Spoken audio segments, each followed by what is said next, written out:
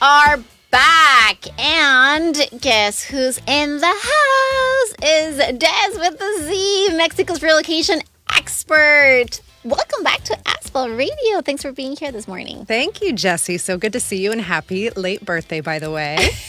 Thank you, Des.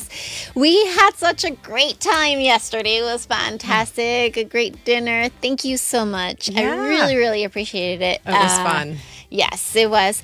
But let's talk about a topic, that's in a lot of people's minds, because relocating to Mexico is in everybody's, heart. I think lately, after all of the stuff that they're leaving in other countries. So if you have that in mind, turn it up, because Des with the C, the expert of relocation services, is here, and she's going to help you get to know the laws that have been changing lately. I know that you've been posting lately on your Facebook that there has been, major changes with Mexico's immigration system. Tell me a little bit about that. Yeah, it's been catching a lot of people off guard, because the thing is, so one of the most popular ways for people to get approved for Mexican residency is a path called family unity. Mm-hmm. This is actually a law in Mexico, and the law has still maintained the same legalities. What's changing, though, is that it is based on the agent's discretion to approve the documentation or not. So this is where people are getting tripped up, because before it used to be, if you were to get a affidavit from a U.S. or Canadian embassy stating your name changes over time. So if you've been married and divorced and married and divorced and your name has changed a few times, that affidavit from the U.S. embassy was accepted nationwide at the I&M offices. Now, in certain I&M offices like Puerto Vallarta, Nuevo Vallarta, Ajijic, and Lake Chapala, they are not accepting that documentation anymore. So this is making it really difficult for people to be able to utilize that path. So we are creating a new strategy moving forward to make sure that people have the right documentation to do what they need. Okay. So if someone wants to move to Mexico with their spouse, what does this mean for them right now? This means that we need to strategize differently. So we need to look at their case by case, person by person, because everybody's different. So we need to look at their financial solvency documents, see if they qualify that way, because if they do, for the first time in Mexican history, it might be easier to start at the U.S. or Canadian consulate. Wow. However, if they don't qualify for the financial solvency and they need to go the family unity route, then we absolutely have to strategize and make sure that they have the correct documentation, everything is apostilled clearly, and that they can actually get approved in Mexico. And the thing is if they don't get approved at one office, with my current immigration system, because I work with 20 different immigration attorneys across Mexico now, nationwide. And so often, unfortunately, people are not getting approved. And so we're re-strategizing to a different immigration office. All right. And so I know it's not just immigration, right? Like, people relocating have so many other details, that they have to figure out once they arrive. What are some of the biggest things people need help with when they move to Mexico?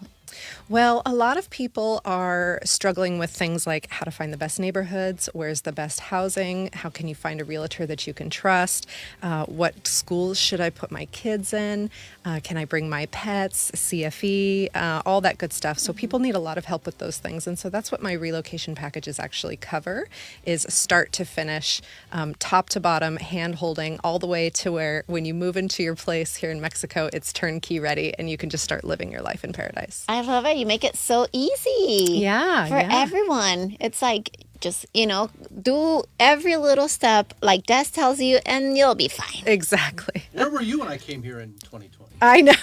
I was hiding out in COVID. It would have been so much easier, right? Yeah. Okay, so now I know that you're offering relocation services to move to over 20 cities across Mexico, because I thought it was just Puerto Vallarta. Puerto Vallarta is my home, Jessy. This is my home base. This is where I started.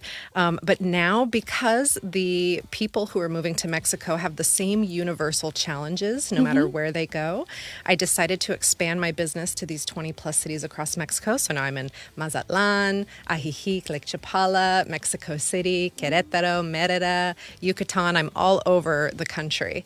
And so what I wanted to do was provide expert resources nationwide someone that they can trust, someone that they can go to, someone that they can rely on so that they can have that consistency across the board. Nice. Do you have a favorite place out of all of the ones that you go to? You know, Puerto Vallarta, of course, is my go-to, my favorite. And right now, it's still the most popular place that people are relocating to. Yeah, that was my next question, because a lot of people like Los Cabos and Cancun, of course. You know, it's a popular one. But I would like with beach locations, what's the favorite one? And you just answer that. It's Puerto Vallarta, yeah. And why is that? I think it's probably closeness to the USA, the fact that there's a lot of English-speaking expats here. Puerto Vallarta has a lot of diversity in the lifestyle here. So you could really live a very inexpensive lifestyle if you choose, but you could also live pretty ritzy if you like as well. So I think that attracts a lot of people. And plus, we have an international airport, short trips back to the USA. So it's everyone's number one. And the restaurants are just amazing here too, right? I mean, it'd be tough to find a city in Mexico that has better overall dining than we have here. You know, I got to say, Mexico City's given us a little run for our money. Oh, well, yeah. The last couple months being there, I was like, they are so delicious and so good. I know. I miss Mexico City's food. It's so fantastic. Yeah. Los mercados, if you have not eaten at El Mercado in Mexico City, you have not lived. Exactly. Oh, well, thank you so much. Any other tips that you'd like to give out before you go today about this topic, about this immigration changes? You know, I think what people need to understand is that there are no two immigration agents, immigration offices, or consulates that do things the same.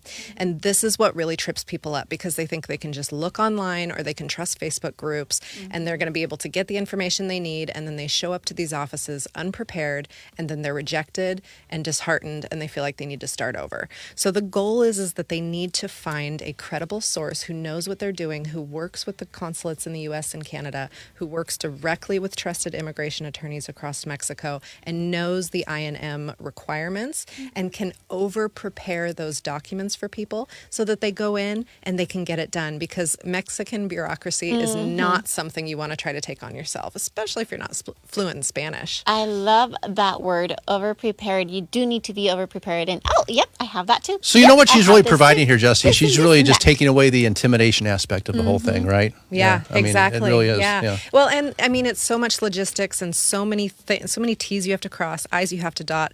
Why even bother when you can just hand it to somebody who knows what they're doing, who does it all the time, exactly, and then just get it done. Right. And has all the contacts. This girl knows everybody. So for listeners who are, hearing this and realizing they need some guidance, where can they get a hold of you? Well, everybody can always find me online on my website, www.mydestination.com. Destination is spelled with a Z. You can also join my Facebook group, Move to Mexico the Easy Way. A lot of people really like that because I put a lot of tips and free resources and urgent updates like this family unity update on there. And then if they're interested in getting free checklists, relocation checklists to move to Mexico, I do offer one on my website. You can go and download it. Free relocation checklist, you guys. We like the word free. So there you have it. Go get it. Thank you so much for sharing all of this insights with, our audience today. I know that relocating to a new country can be very, very, very overwhelming, especially with all of the changes. But with Des's guidance, the process becomes so much smoother. So for everybody listening who wants to start their Mexico adventure right away, make sure to reach out to Des with a Z. And you can get the support you need to make your move stress-free. And with that, we got to go to a quick break, Des. But thank you so much for, for coming by. And we'll see you next month. I can't wait. Awesome. Thank you.